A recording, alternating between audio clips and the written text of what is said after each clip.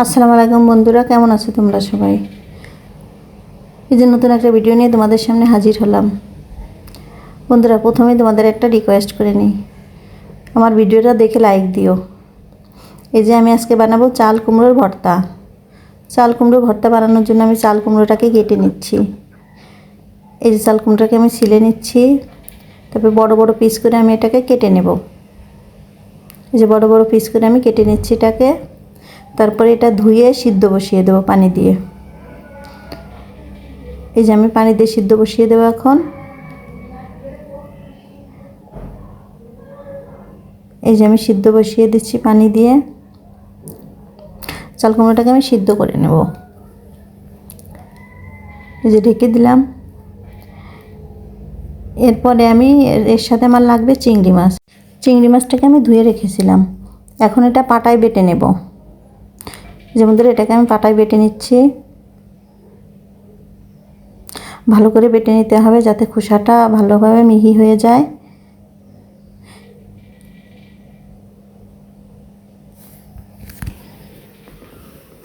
এই যে আমি ভালো করে বেটে নিচ্ছি চিংড়ি মাছটাকে।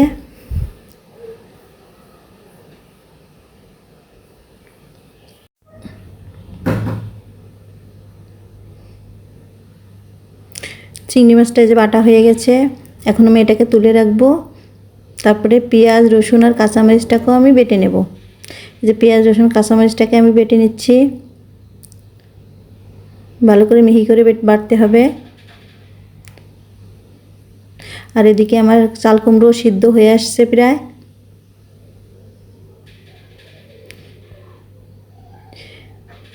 এই যে ভালো করে পিষে নিচ্ছি মশলাটাকে।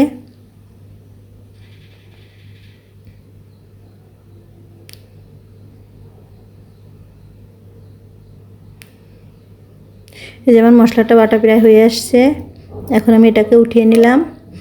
এখন আমি চাল কুমড়োটাকে নামিয়ে নেব। চাল কুমড়োটাকে আমি পুরো বাটবো না, আস্তে শেষে নেব, কেননা চাল কুমড়ো নরম সবজি, এমনি সেই হয়ে যাবে, গলে যাবে। এই যে এভাবে আমি সবগুলো চাল কুমড়োকে ছেঁচে নেব। এটা বড় বড় পিস করে নিয়েছিলাম, কারণ চাল কুমড়োটা তো জালি ছিল আর এতে পানি ঢুকে যাবে, এই জন্য আমি বড় বড় করে পিস করে নিয়েছিলাম। ছোট করে পিস করলে পানি ঢুকে যাবে ভিতরে। এই যে আমি এগুলো সবগুলোকে এরকম ছেঁচে নেব, সব চাল কুমড়োকে ধরে এরকম ছেঁচে নিলেই হবে।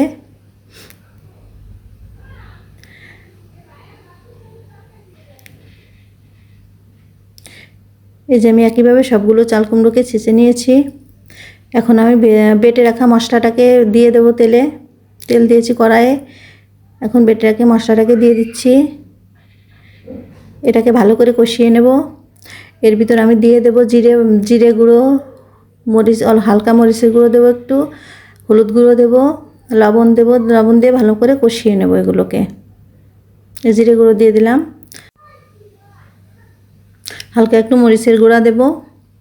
এবার হলুদ গুঁড়া দিয়ে দিলাম, লবণ দিয়ে এখন কষিয়ে নেব ভালো করে মশলাটাকে। কষানোর পরে আমি মাছ বেটে রেখেছিলাম, সেই মাছটাকে দিয়ে দিলাম, চিংড়ি মাছ। এটাকে এখন ভালো করে কষিয়ে নেব। যে কষানোর পরে, ভালো করে কষানোর পরে তারপরে আমি চাল কুমড়োগুলোর ভিতরে দিয়ে দিলাম।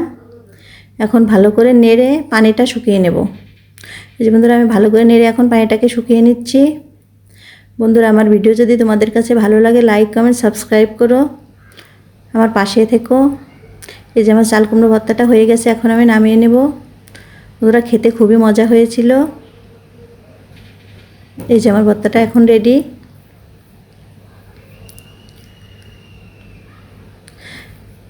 এখন আমি আর একটা রান্না করে নেব।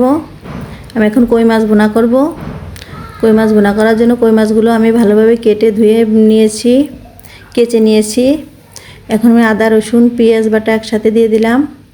একসাথে আমি বেটে নিয়েছি এটাকে। লবণ দিয়ে দিচ্ছি, শুকনো মরিচের গুঁড়া দিলাম, হলুদের গুঁড়া দিলাম, জিরার গুঁড়া দিয়ে এখন তেল দিয়ে আমি মাখিয়ে বসিয়ে দেব।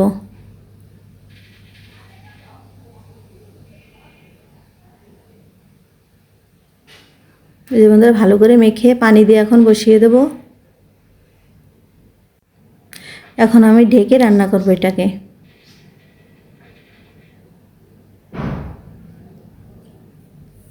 এই এই যে বন্ধুরা জাল উঠে এসছে আমার মাছ ভুনাটায়। ঝোলটা একটু গাঢ় হলে আমি নামিয়ে নেব।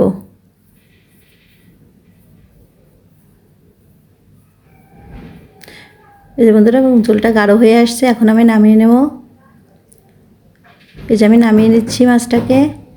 বন্ধুরা সম্পূর্ণ ভিডিও দেখার জন্য তোমাদের সবাইকে ধন্যবাদ।